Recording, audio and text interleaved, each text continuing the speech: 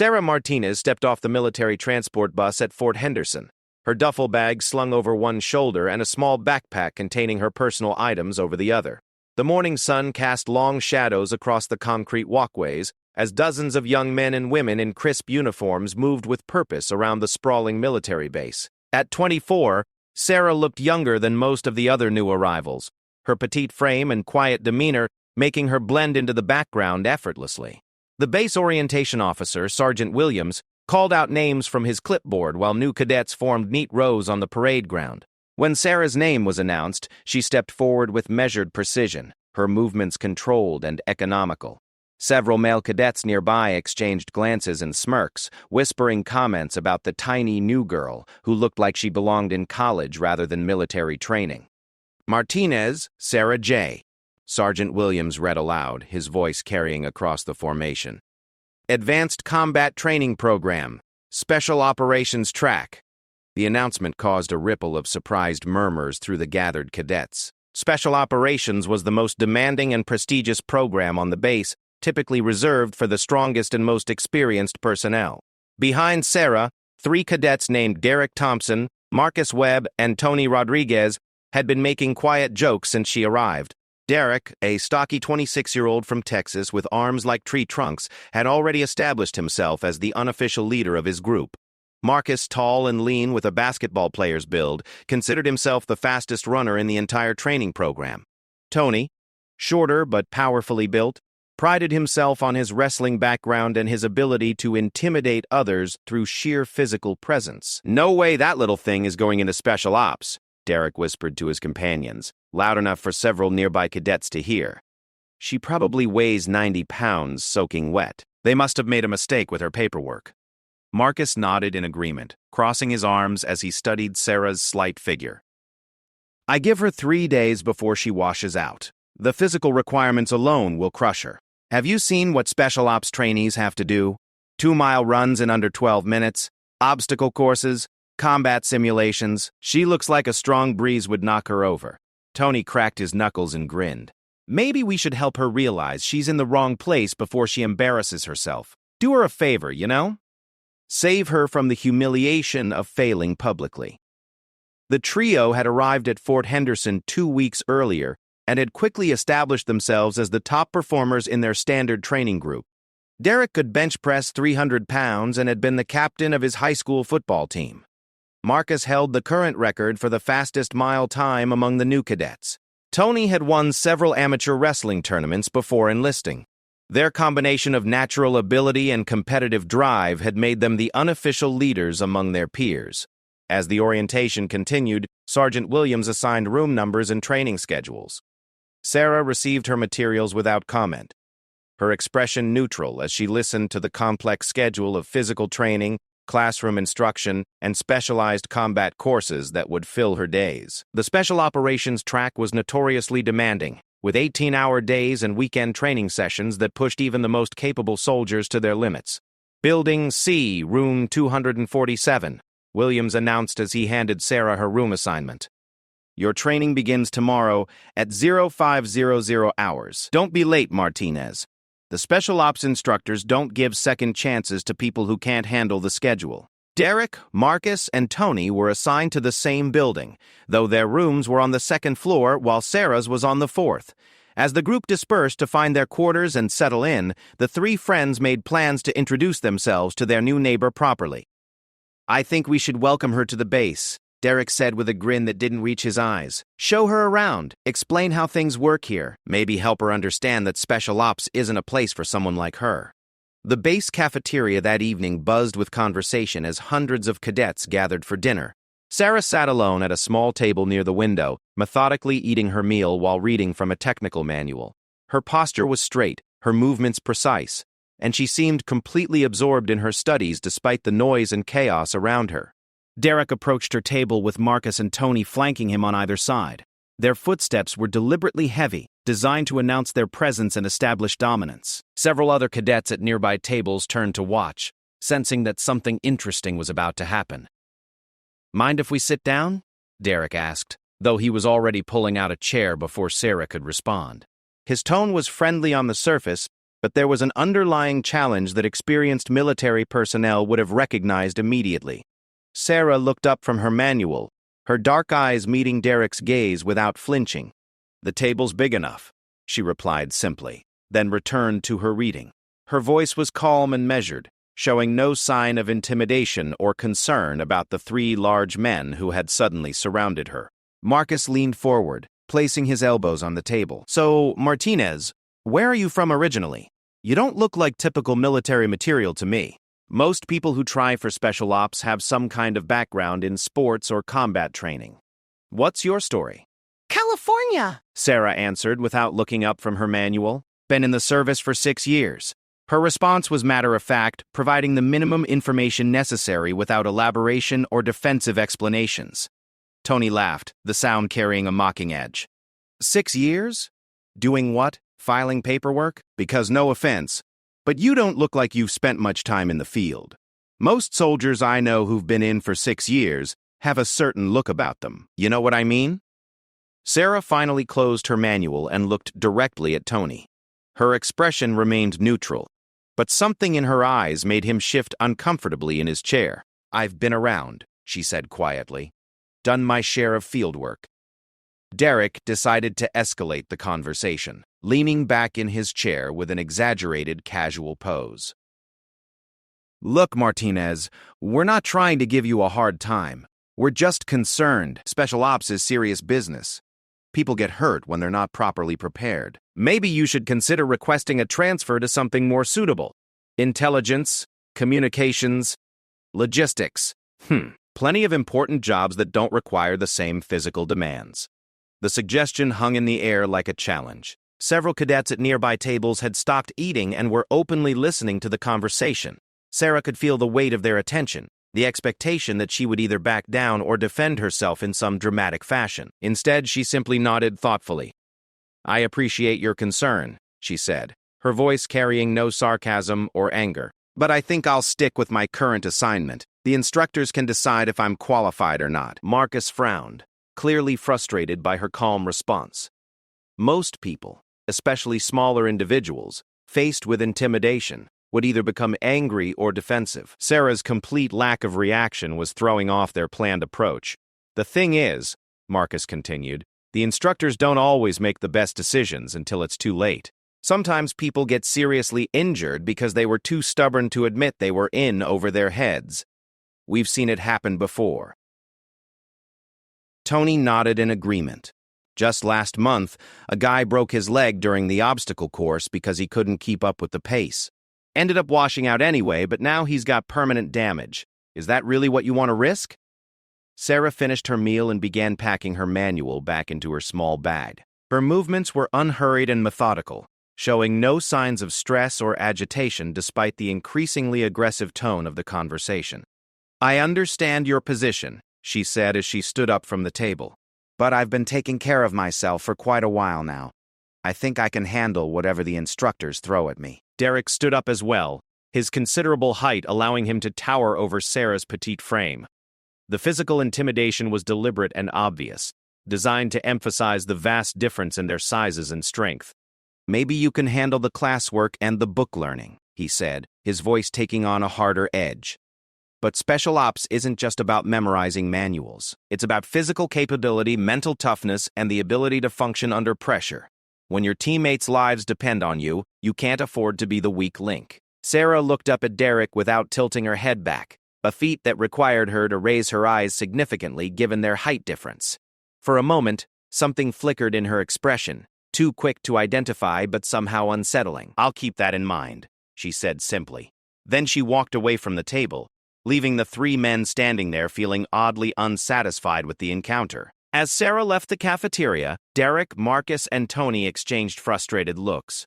Their attempted intimidation had failed completely, not because Sarah had fought back or become angry, but because she had simply absorbed their pressure without any visible reaction whatsoever. "That was weird," Tony muttered, sitting back down heavily. "Most people would have gotten mad or defensive.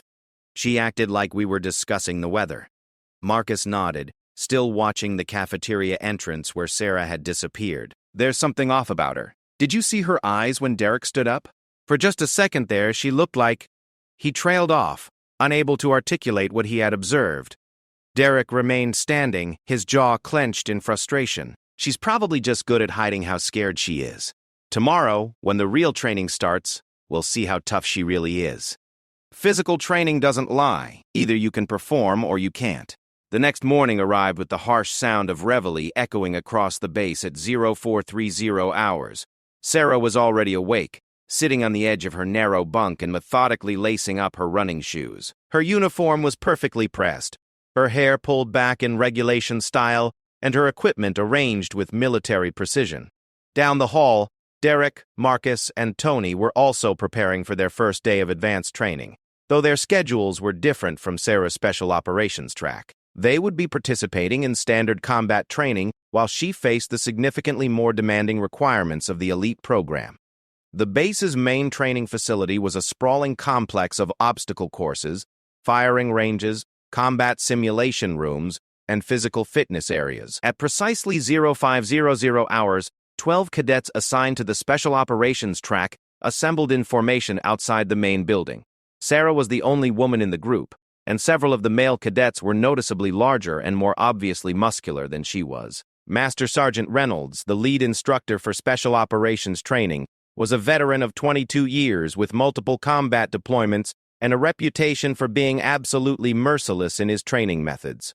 He walked slowly down the line of assembled cadets, studying each one with the calculating gaze of someone who had seen countless hopeful candidates fail to meet his standards. When he reached Sarah, he stopped and looked down at her with obvious skepticism. "Martinez," he said, consulting his clipboard.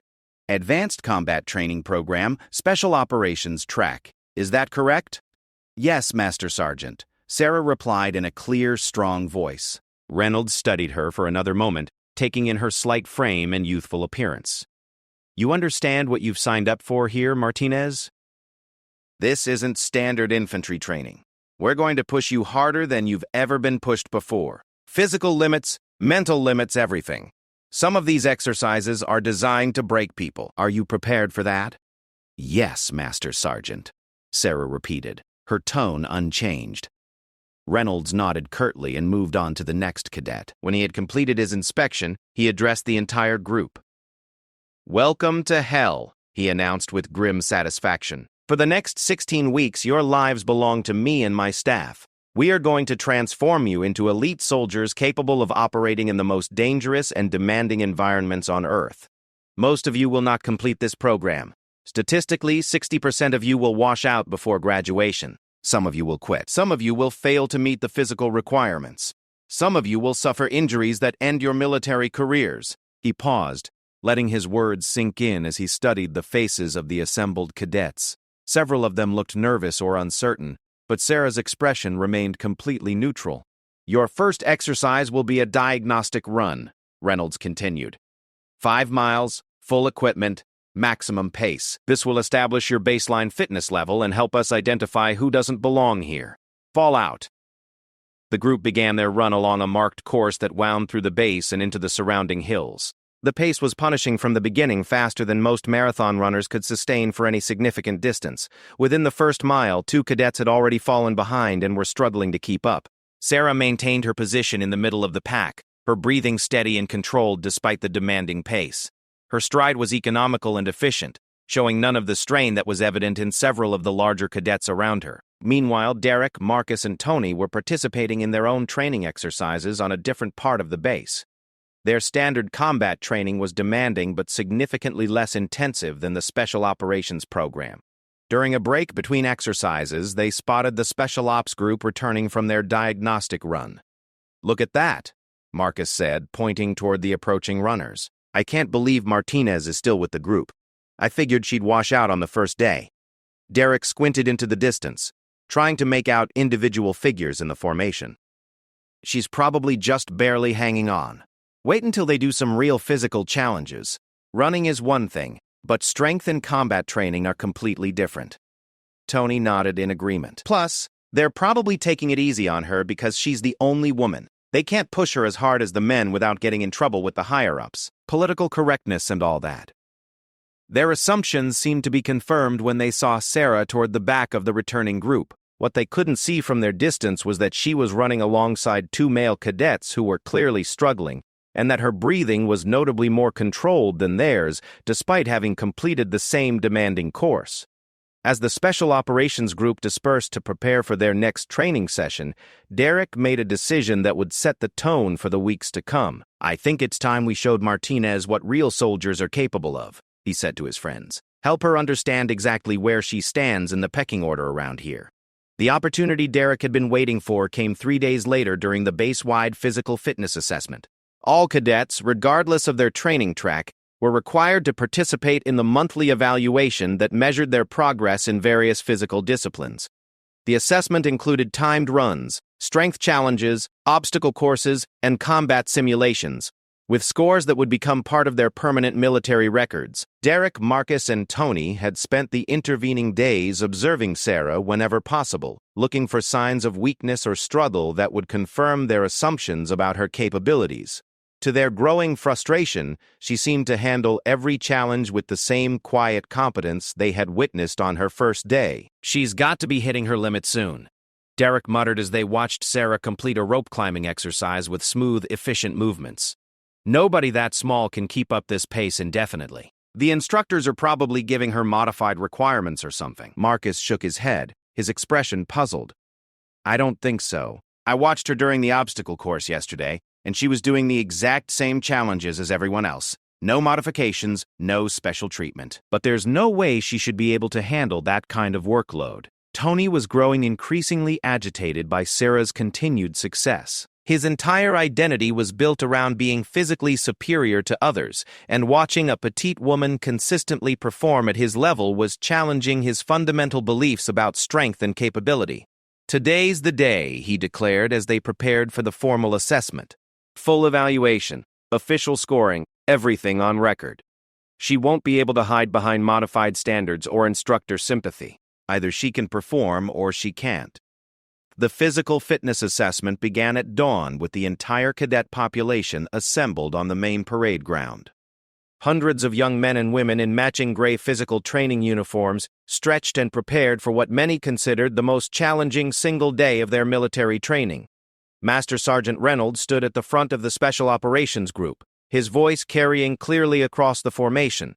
"Today's assessment will determine who continues in this program and who transfers to less demanding assignments," he announced. "The standards are non-negotiable. Meet them or leave. There are no participation trophies in special operations." The first event was a timed 2-mile run, with separate standards for men and women but identical requirements within each category.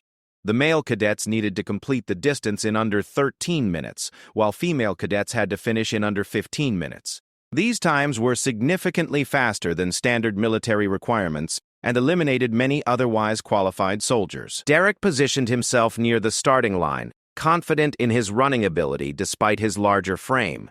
Marcus, with his natural speed and endurance, was widely expected to post the fastest time of the day. Tony, while not as naturally gifted at distance running, had been training intensively and was determined to prove his overall athletic superiority. Sarah took her position at the starting line without fanfare, her expression calm and focused. Several male cadets nearby made quietly dismissive comments about her chances, still unable to believe that someone so small could meet the demanding standards required for special operations training. "On your mark," called the assessment officer, raising his starter's pistol. "Get set." The hundreds of assembled cadets tensed in preparation, their muscles coiled for the explosive start that could determine their military futures. The starting pistol fired with a sharp crack, and the mass of bodies surged forward like water through a broken dam. Derek immediately pushed toward the front of the pack, using his size and strength to establish an early lead. Marcus settled into a controlled pace slightly behind the leaders, confident in his ability to accelerate when necessary. Tony struggled initially with the fast pace but was determined to maintain his position among the top performers. Sarah started conservatively, allowing faster runners to pass her while she established a sustainable rhythm. Her form was textbook perfect, each stride efficient and controlled, her breathing steady despite the punishing pace required to meet the time standard. By the end of the first mile, the field had spread out significantly. Derek was still among the leaders but was beginning to show signs of fatigue, his breathing becoming labored and his form deteriorating slightly. Marcus had moved into second place and appeared comfortable, his natural running ability serving him well. Tony was struggling more than he had expected, the fast pace taking a toll on his heavily muscled frame. Sarah had gradually moved up through the field and was now running in the top third of the group. Her pace had remained remarkably consistent, and she showed fewer signs of fatigue than many of the runners around her, including several who were significantly larger and ostensibly stronger. With half a mile remaining, the race entered its most critical phase. This was where superior conditioning and mental toughness separated elite performers from merely adequate ones. Derek was fading noticeably, his early aggressive pace having depleted his energy reserves. Marcus was still running strongly but was being challenged by several other cadets who had conserved their energy for a strong finish. Tony was in serious trouble, his heavy breathing and increasingly erratic stride indicating that he was approaching his physical limits. The demanding pace was revealing the difference between raw strength and cardiovascular endurance, a lesson that many strength-focused athletes learned the hard way. Sarah, meanwhile, had continued her gradual progression through the field. With 400 meters remaining, she was running in 5th place overall and was the fastest woman on the course by a significant margin. Her form remained technically sound, her breathing was controlled, and she appeared to have energy reserves that none of the observers had expected. The final sprint to the finish line was brutal. Derek managed to hold on for a respectable time but was clearly exhausted. Marcus finished strong in 2nd place, posting an excellent time that demonstrated his natural athletic ability. Tony barely managed to meet the minimum standard, crossing the finish line with seconds to spare before he would have failed the assessment entirely. Sarah finished 4th overall with a time that would have been competitive in many college track programs. Her performance was not only well within the required standard, but was actually faster than 60% of the male cadets, including Tony. She crossed the finish line appearing tired but not exhausted, immediately beginning a cool-down routine that demonstrated her understanding of proper athletic recovery procedures. The results were posted on a large board where all cadets could see their scores and rankings. Derek found his name in a respectable position, but was disturbed to see Sarah's name several places higher than his own. Marcus had performed as expected, but even his excellent time was only marginally better than Sarah's. Tony was visibly shaken by the results. Not only had Sarah easily met the standard that he had barely achieved, but her time was more than 30 seconds faster than his. For someone whose self-image was built on physical superiority, this outcome was deeply troubling. "There's got to be an explanation," Tony muttered as they studied the results board. "Maybe the course was short, or the timing was wrong, or something. There's no way she should be able to run that fast." Derek was equally disturbed, but tried to maintain his composure. "It's just running," he said, though his voice lacked conviction. "The real tests are the strength and combat challenges. That's where size and power matter. She might be a decent runner, but she'll get crushed in the other events." The second event was upper body strength assessment, measured through maximum pull-ups, push-ups, and a rope climbing challenge. This was traditionally where female cadets struggled most significantly, as the exercises required the type of upper body power that was generally the province of male athletes.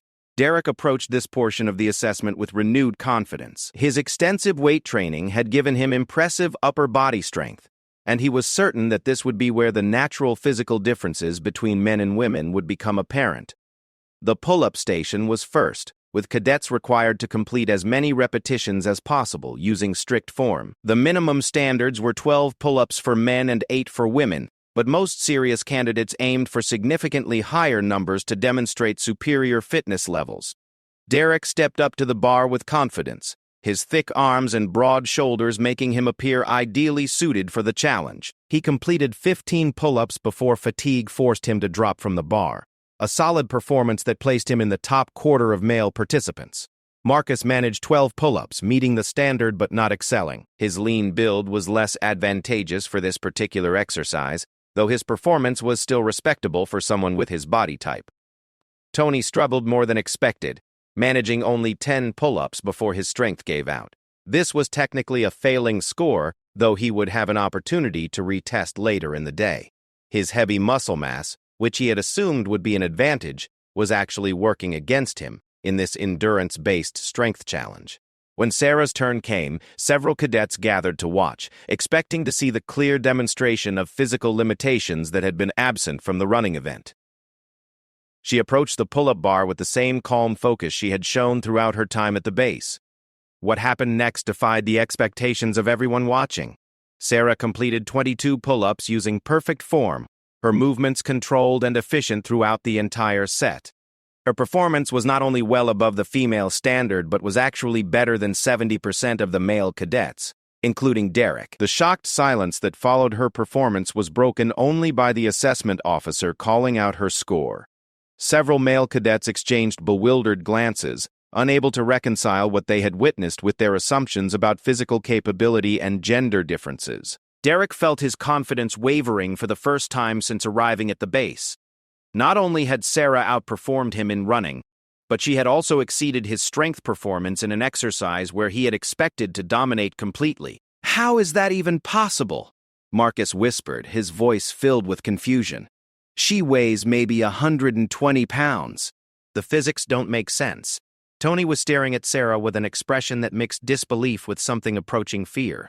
His entire worldview about strength and physical capability was being systematically dismantled by someone he had dismissed as weak and unsuitable for military service. The push-up assessment produced similar results. Sarah completed 68 push-ups using perfect form, a number that exceeded the performance of most male cadets and was nearly double the female requirement. Her technique was flawless throughout, showing no signs of the form breakdown that typically marked the limit of a person's capability. By this point, word of Sarah's exceptional performance was spreading throughout the assessment area. Cadets from other training groups were finding excuses to observe the special operations assessments, curious to see the small woman who was allegedly outperforming much larger male soldiers. Derek, Marcus, and Tony found themselves the subjects of whispered conversations and pointed looks. Their public predictions about Sarah's inevitable failure were being contradicted by her actual performance, making them appear foolish and possibly prejudiced. "This isn't over," Derek said grimly as they prepared for the final assessment event, hand-to-hand combat simulation. "Maybe she's some kind of freak athlete when it comes to running and basic exercises, but fighting is different. It's about aggression, pain tolerance, and the willingness to hurt someone else. Those are male characteristics." The combat simulation was conducted in a specially designed training area with padded floors and walls. Cadets were paired randomly and required to demonstrate various defensive and offensive techniques against resisting opponents. The assessment measured technical skill, physical effectiveness, and mental composure under pressure. Derek was paired with a cadet from a different training group, someone roughly his own size and experience level. Their bout was intense but relatively straightforward, with Derek's size and strength allowing him to dominate most of the exchanges. He performed competently, earning a score that reflected his natural advantages and basic training. Marcus faced a similar opponent and performed adequately, though his lack of extensive combat training was evident. His athletic ability helped him avoid major mistakes, but he clearly lacked the technical skill and aggressive mindset that characterized elite fighters. Tony was paired with a smaller but more experienced opponent who used superior technique to neutralize Tony's strength advantages. The bout was frustrating for Tony, as his natural power seemed ineffective against someone who understood leverage and timing. He passed the assessment but with a lower score than he had expected. When Sarah's turn came, she was paired with a male cadet named Johnson, a stocky wrestler from Michigan who outweighed her by at least 40 pounds. Johnson had been watching her earlier performances with skepticism and was eager to restore what he saw as the natural order of physical dominance. "Try not to hurt her too badly," Derek called out, his comment drawing chuckles from several observers. "She's had a good day so far. Let her end on a high note." The combat simulation began with both participants circling each other, looking for openings and evaluating their opponent's capabilities. Johnson immediately attempted to use his size advantage, pressing forward aggressively and trying to establish dominant positions through sheer physical force. Sarah's response was unlike anything the observers had seen before. She moved with fluid precision, deflecting Johnson's attacks while maintaining perfect balance and positioning. Her movements seemed effortless, as if she were dancing rather than fighting. Within 30 seconds, Johnson found himself on the padded floor, taken down by a technique so smooth and fast that most observers missed exactly how it had happened. Sarah helped him to his feet with a respectful nod, then resumed her ready position for the next exchange. Johnson, embarrassed and frustrated, attacked more aggressively in the second round. This time, Sarah demonstrated a series of strikes and defensive maneuvers that showcased technical skill far beyond what anyone had expected from someone in basic training. Her combinations were crisp and controlled, landing with precision while avoiding Johnson's increasingly desperate counterattacks. The bout ended with Johnson effectively neutralized, unable to mount any effective offense against Sarah's superior technique and timing. The assessment officer marked his scoring sheet with obvious surprise, having witnessed a level of combat skill that was rarely seen even among advanced students. Derek, Marcus, and Tony watched in stunned silence as Sarah received the highest combat simulation score of the entire day. Her performance had been so technically proficient and tactically sound that it belonged in an advanced martial arts demonstration rather than a basic military assessment. "Who the hell is she?" Tony whispered, his voice barely audible above the murmur of surprised conversation that filled the training area. Marcus shook his head slowly, his earlier confidence completely shattered. "I don't know, but she's not what we thought. Not even close." Derek felt something cold settling in his stomach as he watched Sarah calmly collecting her equipment and preparing to leave the assessment area. Everything they had assumed about her capabilities had been proven wrong in the most public and humiliating way possible. As the day's results were compiled and posted, Sarah's overall score placed her first among all special operations candidates, male or female. Her performance had been so consistently excellent across all disciplines that she had achieved the highest assessment score recorded at the base in over 2 years. The 3 men who had spent weeks planning to demonstrate her inadequacy found themselves facing an uncomfortable truth. Sarah Martinez was not only qualified for special operations training, but was quite possibly the most physically capable person in their entire class.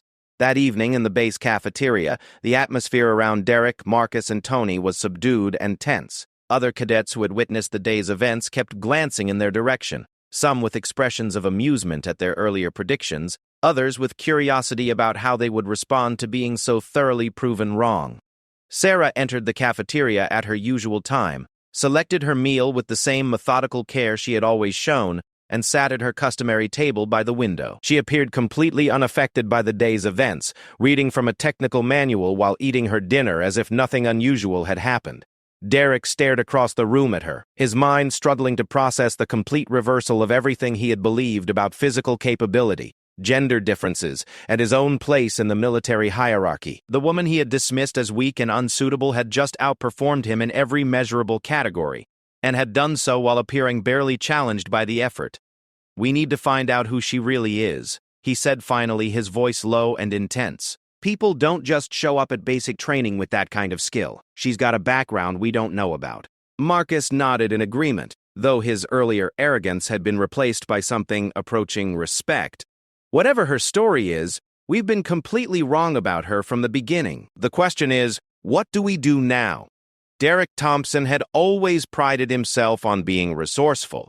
During his college years, he had developed a network of contacts and information sources that served him well in various situations. Now, faced with the mystery of Sarah Martinez and her impossible performance capabilities, he decided to put those skills to work. The base library housed computer terminals that cadets could use for research and communication during their limited free time. 3 days after the physical assessment, Derek sat at one of these terminals with a notepad, methodically searching through military databases and public records for any information about Sarah's background. His initial searches yielded frustratingly little information. Sarah Martinez was a common name, and the military's personnel database was restricted to prevent casual browsing by curious cadets. However, Derek had learned during college that persistence and creativity could often overcome official obstacles. He began with broader searches, looking for any mention of Sarah Martinez in military news articles, award announcements, or other public documentation. Most of the results were irrelevant, referring to different people entirely or containing only basic biographical information. After 2 hours of fruitless searching, Derek discovered something that made him pause. A brief mention in a military newsletter from 3 years earlier referenced A.S. Martinez receiving commendation for exceptional performance under combat conditions. The article was frustratingly vague, providing no details about the nature of the performance or the circumstances involved. Encouraged by this first clue, Derek expanded his search parameters and began looking for any reference to combat commendations, special operations activities, or advanced training programs that might have included someone named Martinez. This approach proved more productive, though the results raised more questions than they answered. A classified training document that had been partially declassified mentioned Martinez, S.A., as a participant in something called Advanced Maritime Combat Training. The document was heavily redacted, with most of the specific details blacked out, but Derek could make out references to underwater operations, hostile environment survival, and specialized weapons systems. Derek's heart rate began to increase as he realized what he might be looking at. Advanced Maritime Combat Training was a program associated with the Navy SEALs, the most elite special operations unit in the American military. If Sarah had participated in SEAL training, it would explain her extraordinary physical capabilities and technical combat skills. However, this possibility seemed almost impossible to believe. The Navy SEALs were an exclusively male unit and had never admitted women into their training program. Derek must have found records for a different person with the same name or was misinterpreting the information he had discovered. Nevertheless, he continued his research with renewed focus. Over the next several days, during every available moment of free time, Derek pieced together fragments of information from various sources. Military training records, deployment schedules, commendation lists, and casualty reports all contained tantalizing hints about someone named Martinez with an exceptional service record. The picture that emerged was extraordinary and deeply troubling. Martinez had apparently participated in multiple combat deployments, specialized training programs, and classified operations. The redacted records suggested someone with experience in underwater demolition, close-quarters combat, advanced weapons systems, and covert reconnaissance. Most disturbing of all was a casualty report from 18 months earlier that listed Martinez S. as killed in action during a classified operation in a hostile foreign territory. According to the official record, this person had died while conducting a solo infiltration mission behind enemy lines. Derek stared at the computer screen, trying to reconcile this information with the quiet woman who sat alone in the base cafeteria each evening. Either he had found records for a completely different person, or Sarah Martinez had somehow survived a mission that the military officially considered fatal. That evening, Derek met with Marcus and Tony in a secluded area behind the base gymnasium to share his discoveries. The three men sat on concrete bleachers under the dim illumination of a distant security light, their voices low to avoid being overheard by passing patrols. "You're not going to believe what I found," Derek began, consulting the notes he had compiled over several days of research. "If I'm reading these records correctly, Sarah Martinez isn't just some random cadet who got lucky during the physical assessment. She might be one of the most experienced combat operators currently in the military." Marcus leaned forward, his expression skeptical. "What do you mean?" "She's here doing the same basic training as everyone else. If she had extensive experience, she wouldn't need to be in a cadet program." Derek shook his head, his voice taking on an excited urgency. "That's just it. I don't think she's here for basic training at all. I think she's here for something else entirely, and the cadet program is just cover." He proceeded to outline his research findings, describing the fragmentary records that suggested Sarah's involvement in advanced special operations training and combat deployments. Tony and Marcus listened with growing amazement as Derek detailed the classified programs, commendations, and ultimately the casualty report that officially listed her as killed in action. "So you're saying she's supposed to be dead?" Tony asked, his voice barely above a whisper. "That the military thinks she was killed on some secret mission?" Derek nodded grimly. "Either that, or there are two people named S. Martinez with identical service records, which seems pretty unlikely. My guess is that she was involved in some kind of classified operation that went wrong, and now she's been given a new identity and assignment while they figure out what to do with her." Marcus was quiet for several minutes, processing the implications of Derek's theory. "If you're right," he said finally, "then we've been trying to intimidate someone who has probably killed people in combat. Someone who has been through training that makes our special operations program look like summer camp." The three men sat in silence, each contemplating how dramatically their understanding of the situation had changed. The small, quiet woman they had dismissed as weak and unsuitable was potentially one of the most dangerous people on the entire base. Tony was the first to speak again, his voice shaky with a mixture of fear and embarrassment. We need to stay away from her. Completely. If she really is some kind of covert operative, getting on her bad side could be seriously dangerous. Derek, however, was not ready to abandon his investigation. The mystery of Sarah Martinez had become an obsession, and the partial answers he had discovered only made him more determined to learn the complete truth.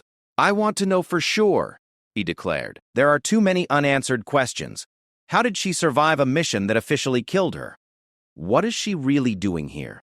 Who authorized her presence in the cadet program? This whole thing could be some kind of cover-up or conspiracy."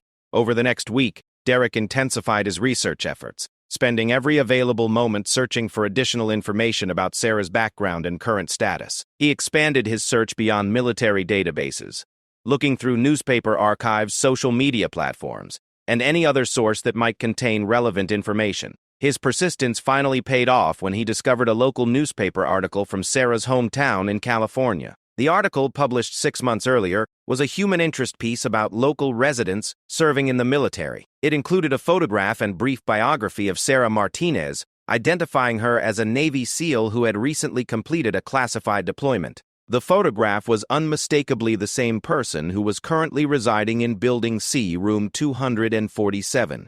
The article described her as a specialist in underwater demolition and reconnaissance, with multiple combat deployments and commendations for valor under fire. It mentioned that she was the first woman ever to complete the Navy SEAL training program, having done so under a classified pilot program designed to evaluate female candidates for special operations roles. Derek read the article 3 times, his excitement growing with each review. This was the confirmation he had been seeking, proof that Sarah Martinez was not just an exceptional cadet, but was actually an elite special operations soldier with extensive combat experience. However, the article also raised new questions about her current situation. If she was an active-duty Navy SEAL, why was she participating in an Army training program? What kind of mission or assignment would require such an unusual arrangement? As Derek continued his research, he began to uncover hints of a larger story. References to inter-service cooperation, classified training exchanges, and special assignment protocols suggested that Sarah's presence at Fort Henderson might be part of some kind of experimental program or specialized mission. The breakthrough came when Derek discovered a heavily redacted military memo that had been partially declassified through a Freedom of Information Act request. The document, titled Cross-Service Special Operations Integration Pilot Program, outlined a classified initiative designed to evaluate the feasibility of sharing elite personnel between different military branches. According to the memo, selected Navy SEALs would be temporarily assigned to Army Special Operations units to provide specialized training and share operational expertise.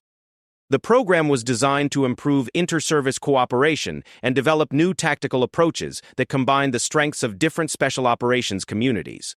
Derek realized that he had discovered the explanation for Sarah's presence at Fort Henderson. She was not a cadet at all, but was actually an instructor or advisor participating in a classified cross-training program. The Special Operations Cadet Program was providing cover for her real mission, which was to evaluate and potentially train the next generation of Army Special Operations personnel. This revelation was both thrilling and terrifying. Derek had uncovered what appeared to be a significant military secret, one that could have serious implications for national security if it became public knowledge. At the same time, he realized that his investigation had put him in possession of classified information that he was not authorized to have. That evening, Derek called another meeting with Marcus and Tony, this time in an even more secluded location, behind the base motor pool. The 3 men gathered in the shadow of a large maintenance building, their voices barely audible above the distant hum of generators and air conditioning units. "I know who she is," Derek announced without preamble. "Sarah Martinez is a Navy SEAL, probably the first woman ever to complete their training program. She's not here as a cadet. She's here as an instructor working undercover as part of some classified cross-training initiative." He showed them the newspaper article and explained his theory about the pilot program, watching as their expressions changed from skepticism to amazement to fear. The implications of Derek's discovery were staggering not just for their understanding of Sarah's capabilities, but for their own situation. "We've been trying to intimidate a Navy SEAL," Marcus said slowly, his voice filled with disbelief. Someone who has probably been in more combat than our instructors. Someone who could probably kill all three of us without breaking a sweat. Tony was visibly shaken by the revelation. What do we do now? If she's here on some kind of classified mission, and we've been interfering with her cover, we could be in serious trouble. Military intelligence doesn't mess around with people who compromise classified operations. Derek felt a mixture of pride at having solved the mystery and terror at the implications of his discovery. He had set out to prove that Sarah Martinez was unqualified for military service, and instead had uncovered evidence that she was one of the most qualified people on the entire base. We need to be very careful about how we handle this information, he said finally. If I'm right about her being here undercover, then revealing what we know could compromise a classified operation. But at the same time, we can't just pretend this never happened. The three men sat in silence, each grappling with the enormity of their situation. They had stumbled into something far larger and more dangerous than they had ever imagined, and now they had to decide how to proceed without putting themselves or others at risk. Marcus was the first to suggest a course of action. I think we should approach her directly, he said. Apologize for our behavior and ask for her guidance about how to handle what we've discovered. If she really is some kind of undercover operative, she'll know better than we do how to manage the situation. Tony disagreed vehemently. Are you crazy? If we approach her with this information, we're admitting that we've been conducting unauthorized research into classified operations. That's probably a court-martial offense. We should just keep quiet and hope she doesn't realize what we've been doing. Derek found himself torn between these two approaches. His natural instinct was to confront the situation directly and seek resolution through honest communication. However, he also recognized that they were dealing with matters that went far beyond normal military discipline and protocol. As they debated their options, none of the three men noticed the small figure that had been observing them from the shadows of an adjacent building. Sarah Martinez had been aware of Derek's research activities from the beginning. Having noticed his unusual interest in the base library computers and his furtive note-taking activities. Her years of covert operations training had taught her to recognize surveillance and intelligence gathering when she encountered it. Derek's amateur investigation had been obvious to someone with her background, though she had to admit that his persistence and resourcefulness were impressive for someone without formal intelligence training. Now, listening to their conversation from a concealed position, Sarah finally understood the full extent of what Derek had discovered and the dilemma that the three men were facing. She realized that the time had come to address the situation directly, before their amateur investigation created complications for her real mission at Fort Henderson. As the three men concluded their meeting and began to disperse to their quarters, Sarah made her decision. Tomorrow, she would initiate contact with Derek Thompson and provide him with the guidance he was seeking. But first, she needed to consult with her actual commanding officer and determine how much of the truth she could safely reveal. The classified phone call that Sarah placed from the base communications center later that evening was brief but significant. Her commanding officer, a Navy captain with extensive special operations experience, listened carefully to her report about the security compromise and provided clear guidance about how to proceed. Bring them in, the captain instructed. If they've discovered this much on their own, they're either very talented or very dangerous. Either way, we need to control the situation before it gets out of hand. Use your judgment about how much to reveal, but make sure they understand the sensitivity of what they've stumbled into. Sarah acknowledged the order and began planning her approach to Derek, Marcus, and Tony. She had handled many difficult situations during her military career, but this was something entirely new, managing civilian personnel who had accidentally uncovered a classified operation through their own curiosity and initiative. As she prepared for bed that evening, Sarah reflected on the irony of her situation. She had been sent to Fort Henderson to evaluate potential recruits for advanced special operations training, and instead had discovered three young men who had demonstrated exactly the kind of intelligence-gathering skills and persistent determination that the military valued in its elite units. Perhaps Derek Thompson's investigation would turn out to be more valuable than he realized. Not just for uncovering her identity, but for revealing his own potential as a future intelligence operative. Tomorrow's conversation would determine whether the three men who had tried to prove her unfit for military service might actually be perfect candidates for the very programs she had been sent to evaluate. Derek Thompson was reviewing his notes in the base library the next morning when Sarah Martinez appeared beside his computer terminal like a shadow materializing from thin air. Her approach had been so silent and unexpected that Derek nearly jumped out of his chair when he noticed her presence. "We need to talk," Sarah said quietly, her voice carrying an authority that Derek had never heard from her before. "Meet me at the old maintenance shed behind the motor pool in 20 minutes. Come alone." Before Derek could respond or ask questions, Sarah had already disappeared, leaving him staring at the empty space where she had been standing. Her brief appearance and cryptic message sent a chill down his spine, confirming his growing suspicion that he had stumbled into something far more serious than he had originally realized. Derek's hands trembled slightly as he saved his research files and logged off the computer terminal. The casual, almost dismissive tone that Sarah had used when they first met had been completely absent from her voice just now. Instead, she had spoken with the crisp precision of someone accustomed to giving orders and having them obeyed without question. The 20-minute wait felt like an eternity. Derek spent the time walking slowly across the base, his mind racing with possibilities about what Sarah might want to discuss with him. Had she discovered his research activities? Was she angry about his investigation into her background? Most importantly, what did she plan to do about his unauthorized access to classified information? The maintenance shed that Sarah had designated as their meeting location was an abandoned building on the outskirts of the base, far from the main areas where cadets and instructors typically spent their time. As Derek approached the weathered structure, he noticed that Sarah was already waiting inside, visible through a broken window as a silhouette against the dim interior lighting. Derek entered the shed with considerable apprehension, unsure of what to expect from this confrontation. The building smelled of old motor oil and rust, with dusty equipment and forgotten supplies scattered throughout the cramped space. Sarah stood near the far wall with her back to the door, her posture relaxed but alert in a way that reminded Derek of a predator waiting to spring. "Close the door behind you," Sarah instructed without turning around. "We're going to have a conversation that doesn't leave this building." Derek complied with her request, though he noticed that Sarah had positioned herself between him and the only exit.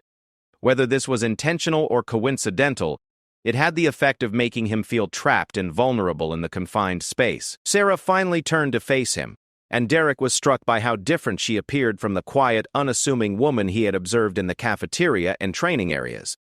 Her stance was confident and commanding, her eyes alert and calculating, and her entire demeanor suggested someone who was completely comfortable with wielding authority and potentially violence. "You've been asking questions about me," Sarah said, her voice carrying a matter-of-fact tone that somehow made the statement more ominous than if she had sounded angry or threatening.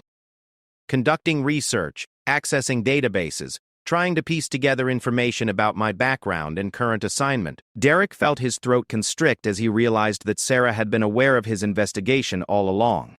"I was just curious," he managed to say, his voice sounding weak and defensive even to his own ears. "Your performance during the physical assessment was so exceptional that I wanted to understand how someone with your capabilities ended up in a basic training program." Sarah nodded slowly, as if she had expected this explanation. "Your curiosity is understandable," she acknowledged. "But your research methods were sloppy and potentially dangerous. Military intelligence databases are monitored for unauthorized access attempts. Your activities have been flagged by security systems, and there are people who want to know why a cadet is digging into classified personnel records." Derek felt the blood drain from his face as he realized the implications of what Sarah was telling him. Not only had he failed to conduct his research secretly, but he had apparently triggered security alerts that could result in serious disciplinary action or even criminal charges. "I didn't mean to access anything classified," Derek said desperately. "I was just using publicly available information and standard military databases that cadets are allowed to use for research purposes." Sarah's expression softened slightly, though her alert posture remained unchanged.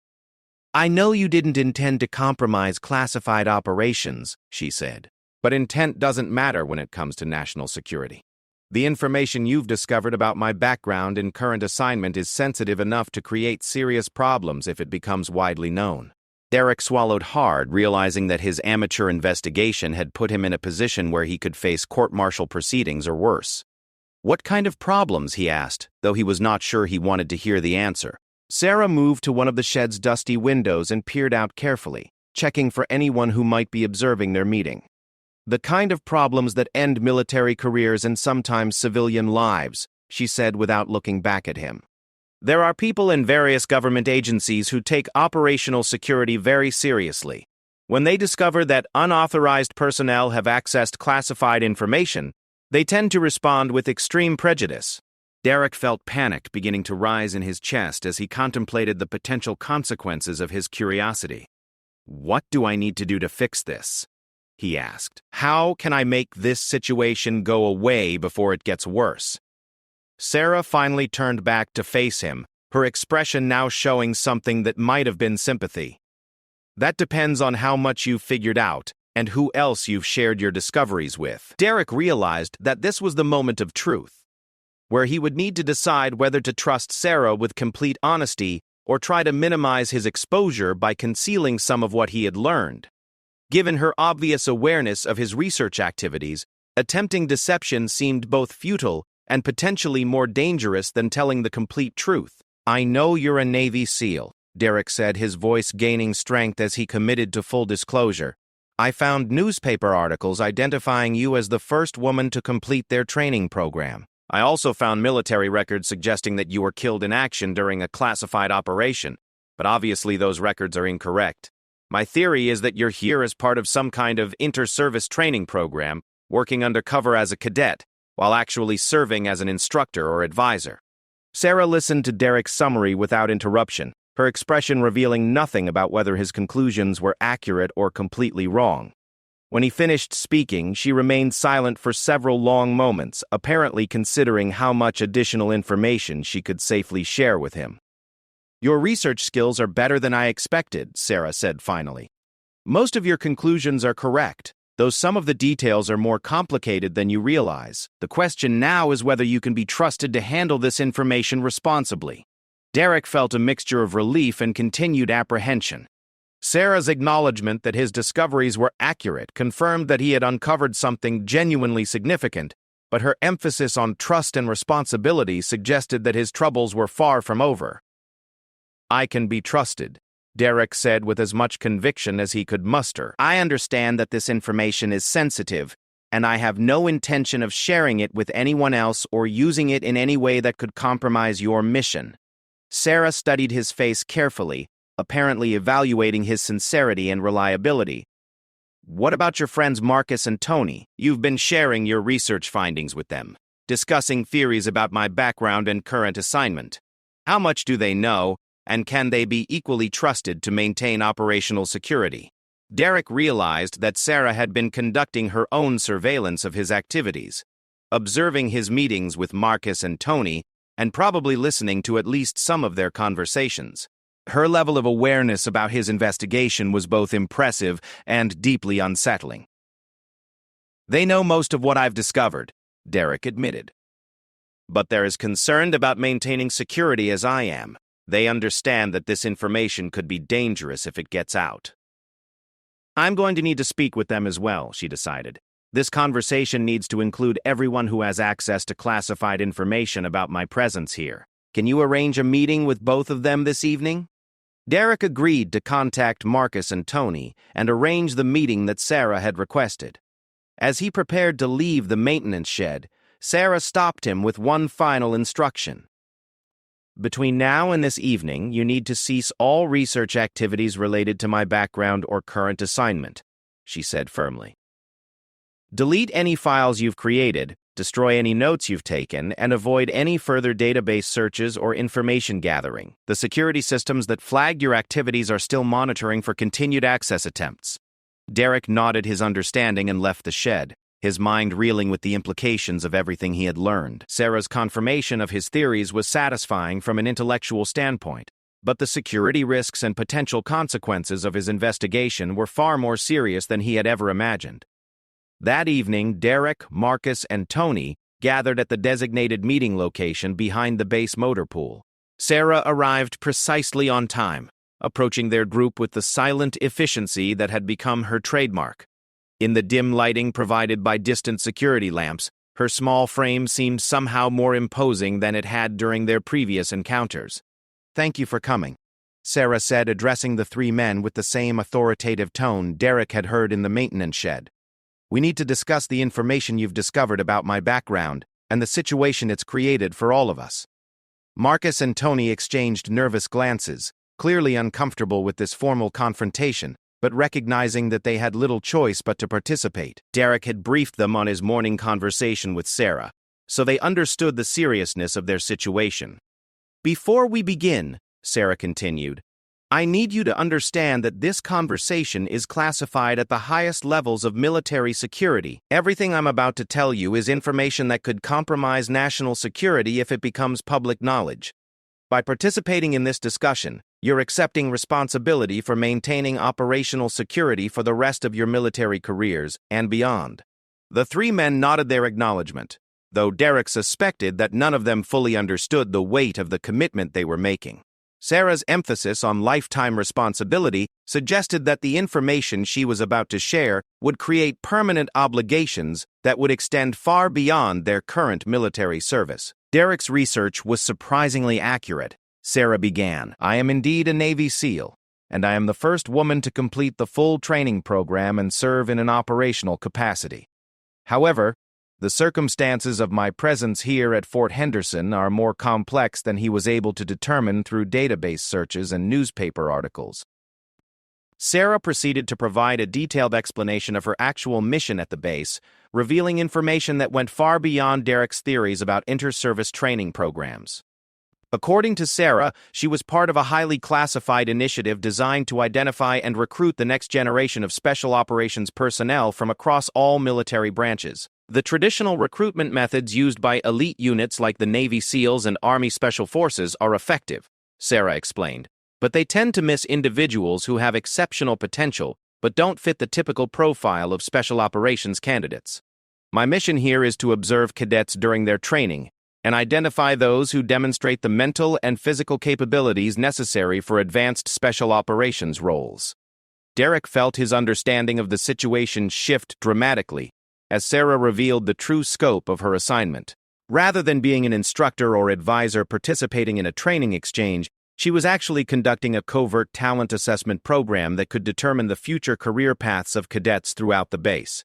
"Your investigation into my background demonstrates exactly the kind of initiative and analytical thinking that special operations units value highly," Sarah continued. "The fact that you were able to piece together classified information from publicly available sources shows a natural aptitude for intelligence gathering and problem solving."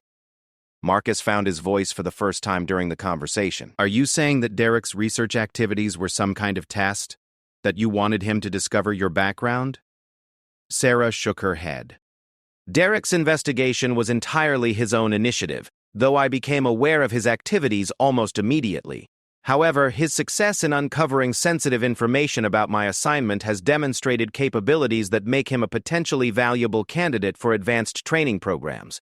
Tony, who had remained silent throughout most of the conversation, finally spoke up. "What does this mean for us? Are we in trouble for learning classified information, or are you offering us some kind of opportunity?" Sarah's expression became more serious as she addressed Tony's question.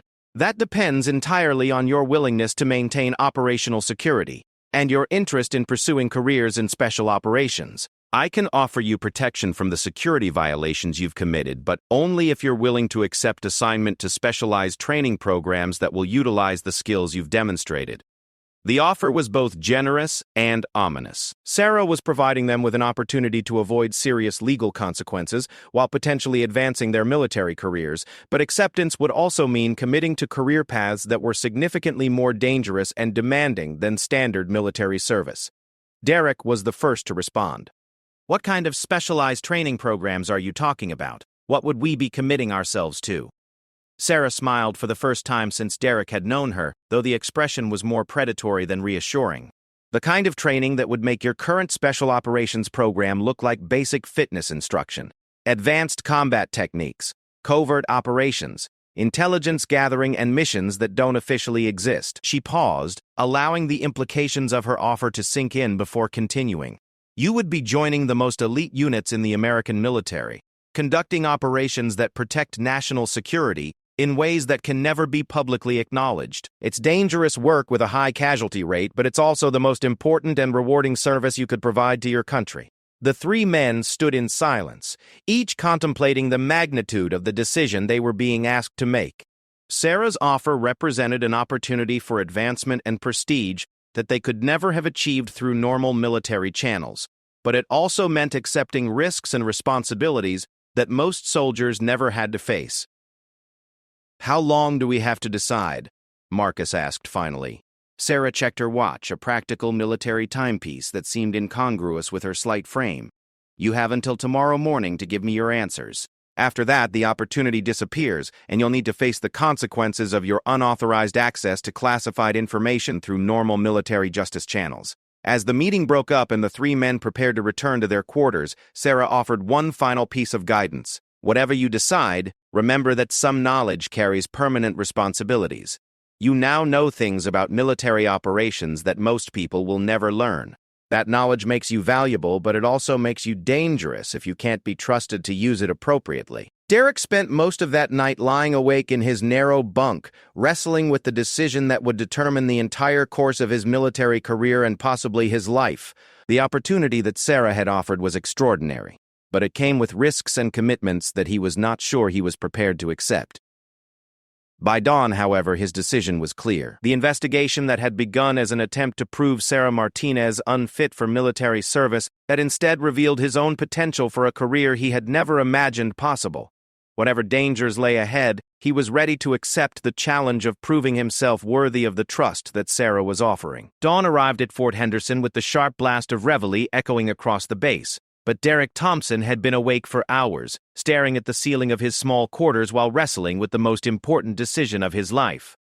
Around him, his fellow cadets stirred and began their morning routines, unaware that three of their number were facing a choice that would determine not just their military careers, but potentially their survival. Derek dressed with unusual care, knowing that this day would mark a fundamental transition in his understanding of what military service could entail. As he laced his boots and adjusted his uniform, he reflected on how completely his perspective had changed since Sarah Martinez's arrival at the base. What had begun as an attempt to prove her inadequacy had evolved into a revelation about his own potential and capabilities. The meeting with Sarah was scheduled for 0800 hours at the same maintenance shed where they had conducted their previous conversations.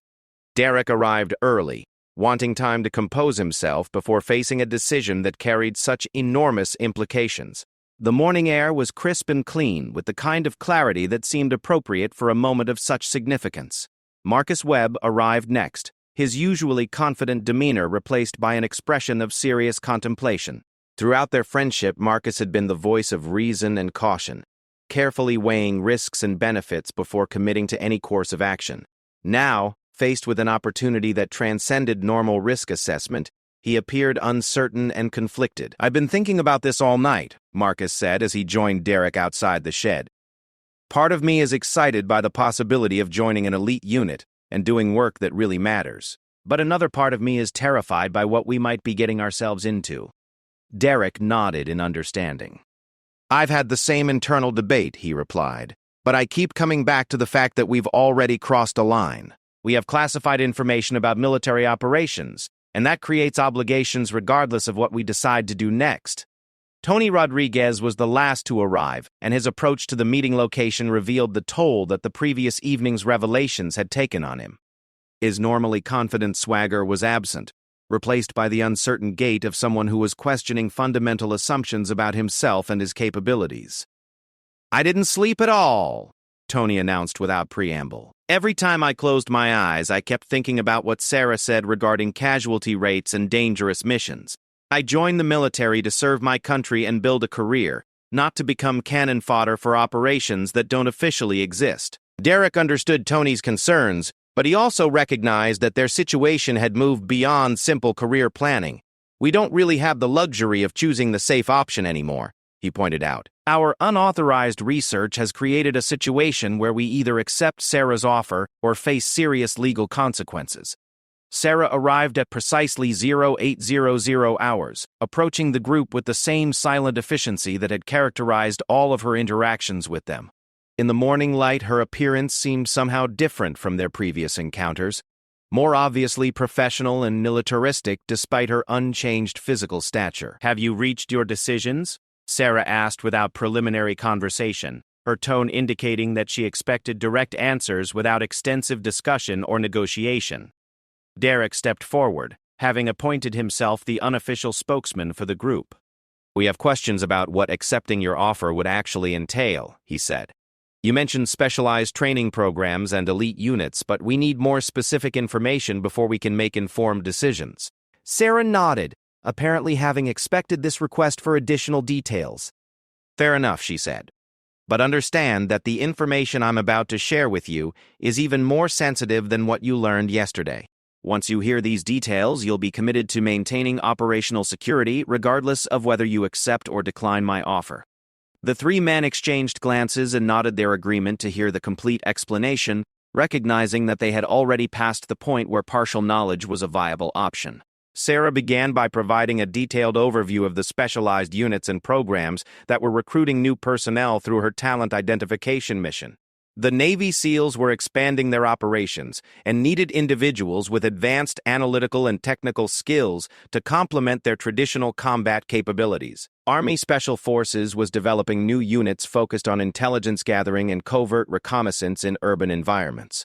The Marine Corps was creating specialized teams for rapid response and unconventional warfare in complex political situations. Each of these units requires personnel who can think independently, adapt to rapidly changing conditions, and operate effectively under extreme stress, Sarah explained. Traditional recruitment methods identify candidates with obvious physical and technical qualifications, but they often miss individuals who have the mental flexibility and creative problem-solving abilities that are essential for modern special operations.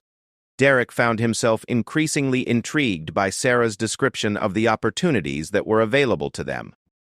The work she described sounded intellectually challenging and professionally rewarding, offering the chance to utilize skills and capabilities that would never be fully developed in standard military roles. "What would the training process involve?" Marcus asked. "How long would it take, and what would we be required to learn?" Sarah's answer revealed the magnitude of the commitment they would be making. The initial training phase would last 18 months and would cover advanced combat techniques, foreign languages, cultural studies, intelligence analysis, electronic surveillance, covert communications, and specialized weapons systems. Successful completion of this program would be followed by additional specialized training tailored to their specific assignments and operational requirements.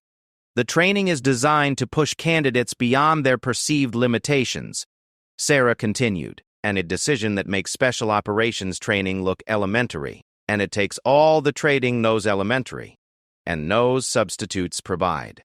Tony shifted uncomfortably as Sarah almost abreast, and a decision that makes special operations training look elementary in the training program. "What happens if we start the program and decide we can't handle it? Is there an option to withdraw and return to standard military service?" Sarah's expression became more serious as she addressed Tony's question. "Once you begin advanced training, withdrawal is not an option except under extraordinary circumstances. The knowledge and skills you would acquire make you too valuable and potentially too dangerous to return to civilian military service.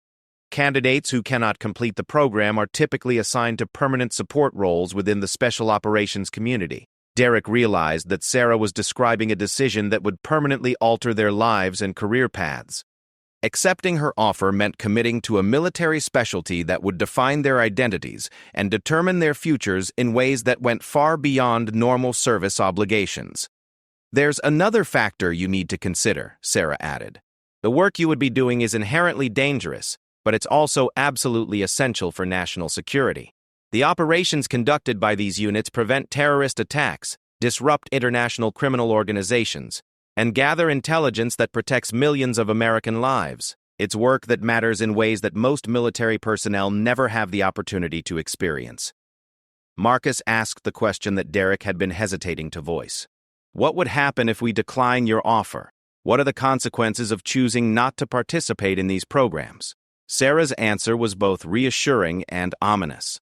If you decline, I can arrange for the security violations related to your research activities to be handled through administrative channels rather than criminal prosecution. You would face some disciplinary action and probably be reassigned to different training programs, but your military careers would continue without permanent damage. She paused before continuing with information that changed the entire context of their decision. However, you would also be permanently barred from accessing classified information above a basic level, and your security clearances would be limited for the rest of your careers. This would effectively prevent you from advancing to senior leadership positions or participating in any operations that involve sensitive intelligence. Derek felt his stomach tighten as he realized the full implications of declining Sarah's offer. Even if they chose the supposedly safe option, they would still face career limitations that would affect their military service for decades to come. So we're really choosing between accepting a dangerous but potentially rewarding career path or accepting a safe but permanently limited one, Derek summarized. Those are our only options. Sarah nodded grimly. That's an accurate assessment. Your unauthorized research activities have moved you beyond the realm of standard military career management. You now have knowledge that creates both opportunities and obligations that will affect the rest of your lives. The three men stood in silence for several minutes, each contemplating the magnitude of the decision they were facing. Derek found himself thinking about the investigation that had led them to this point, remembering his initial motivations and how dramatically his understanding of the situation had evolved. Tony was the first to announce his decision. "I can't do it," he said, his voice heavy with regret but firm in its conviction. "I respect what you're offering, and I understand why it's important work. But I'm not ready to commit my entire life to something this dangerous and demanding. I'll accept the career limitations and find a way to build a meaningful military service within those constraints." Sarah accepted Tony's decision without argument or attempts at persuasion. "I understand your choice," she said. "It takes courage to recognize your own limitations and make decisions based on realistic self-assessment. I'll arrange for your situation to be handled appropriately." Marcus was visibly struggling with his decision, torn between the excitement of the opportunity and his natural caution about accepting unknown risks. "How much time do I have to decide?" he asked. "This is the biggest decision I've ever faced, and I'm honestly not sure which choice is right for me." Sarah consulted her watch before responding. "You have 15 more minutes. After that, the opportunity disappears regardless of what you decide. These programs operate on tight schedules, and delayed decisions are treated as negative responses." Derek realized that his own decision had been made during the night, crystallized by hours of contemplation and self-examination. The investigation that had begun as an attempt to prove Sarah's inadequacy had instead revealed his own potential for work that he had never imagined possible. "I'm in," Derek declared, his voice gaining strength as he committed fully to the path Sarah was offering. "I want to accept the training and see how far I can push my own capabilities. The risks are significant, but the opportunity to do work that really matters is worth whatever dangers might be involved." Sarah smiled at Derek's decision, the first genuinely warm expression he had seen from her since their initial encounter in the base cafeteria. "I hoped you would make that choice," she said.